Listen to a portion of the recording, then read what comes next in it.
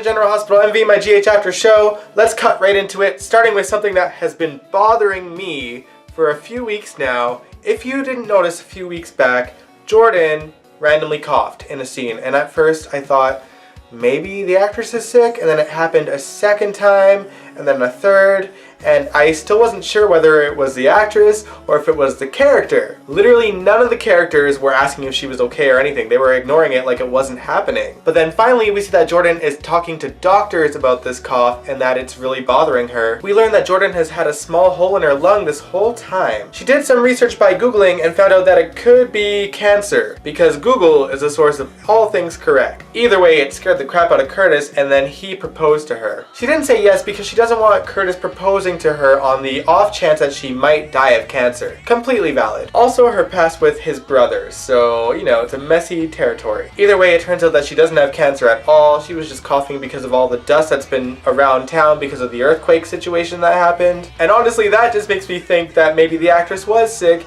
and they just threw this into the story because it was hard to miss. At least it wasn't completely overlooked. Elsewhere in Port Charles, Ava is going no holds barred to get her daughter back. She wants full custody of her kid, and she's willing to use Mike's situation to do it. And according to law in Port Charles, there's a good chance that Ava might actually get custody. Apparently, it's a normal thing for mobsters to use dementia to get away with crimes. So Diane Miller thinks that this is something the judge is going to note when it comes to Sonny and his father. I don't know about you, but that sounds ridiculous to me. Either way, I'm still kind of rooting for Ava at this point. I know some people are rooting for Carson, which is, you know, completely valid. But to be fair, it is a dangerous situation with Avery in the house with Mike. At the very least, I'm rooting for temporary custody for Ava to have Avery. One person who is not thrilled that Ava is going for full custody in this type of way is her boyfriend Griffin, because Mike is his patient and he has sympathy for him, rightfully so. He knows that he did not kidnap Avery intentionally. He doesn't want to see his patient painted in this kind of light, you know? The guy has Alzheimer's, so Griffin's got some things to think about.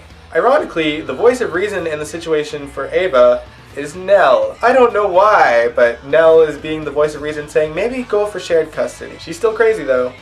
I'm watching you, Nell. Alright, now let's discuss Anna and Robert. Robert found out that Anna does in fact have a child with Faison. We saw some very emotional scenes about it, and I'm actually okay with how they wrote the story. It turns out that when Anna was a double agent, she was really just trying to get one up on Faison. So she was never as bad as she once appeared, according to this story. I'm still really disgusted that she has a child with Faison, but at least they rewrote something in a positive light when it comes to that story. Anyway, Jason, Sam, and Spinelli had found Heinrich's things in that bank and they confiscated it, but there is a conundrum box in there which presumably has the answers that Jason and Drew are looking for. But that box will self-destruct if anyone but the person that owns that box tries to open it. That box has the Cassadine crest on it, so you bet that Valentine has the way to open that box. When Robert and Anna decide to go back to Port Charles, Robert decides to visit Valentine Cassadine himself. Some pretty epic scenes that involved Robert making him slip up just a little bit. Robert definitely has his number, and we are going to see what Valentine does next. Sam also returned to Port Charles and was greeted to Maxie at the door, and we got,